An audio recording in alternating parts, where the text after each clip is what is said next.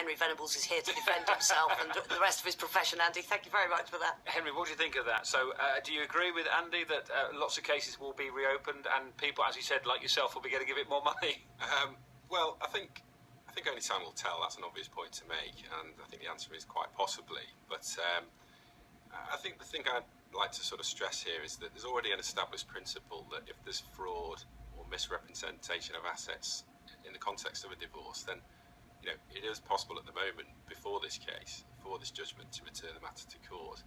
I think what this ruling today gives is everybody some clarity as to the process and procedure that needs to be followed to actually return the case back to court. And I think that should help people in the situation as these two women were to return the matter to court a lot more easily than these two women actually found.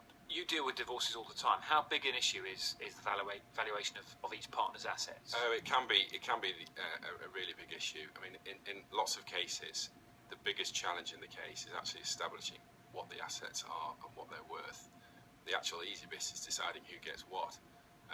And so the disclosure process can be the most painstaking and difficult and actually most expensive part of it. So from me, I know you can't talk about individual cases, but is there quite a bit of hiding of assets that goes on there? Yeah, do couples really know?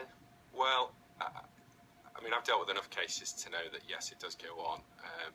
People are economical with the truth.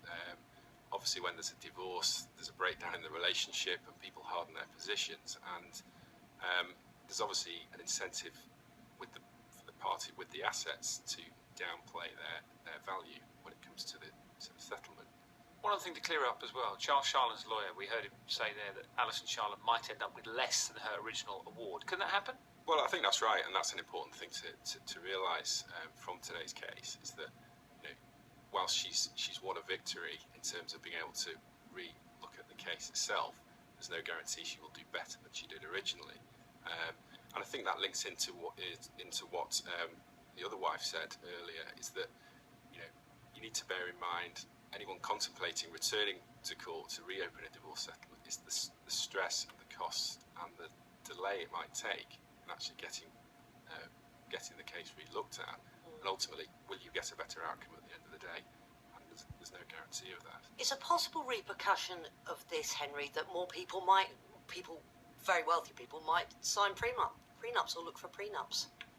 Possibly. I mean, prenuptial agreements are a growth area in family law, there's no doubt about that, and whilst they're not legally binding automatically, they do carry much more weight these days, so they're becoming much more common anyway. And so yes, it might lead to a spike or an increase in the number of prenuptial agreements being signed. Just a quick one before we let you go. Do you think this could also apply to fathers who are found to be lying about their income in terms of child maintenance? Could it be used in that regard, or is it only for these sorts of cases?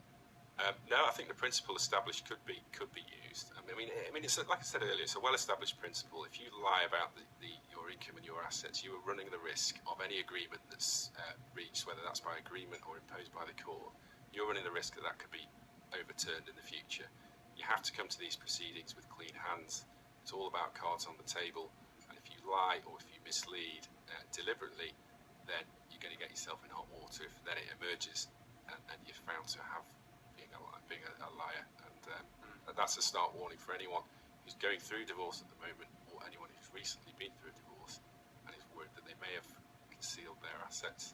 They could end up back in court. Thank you very much for that, Henry Venables.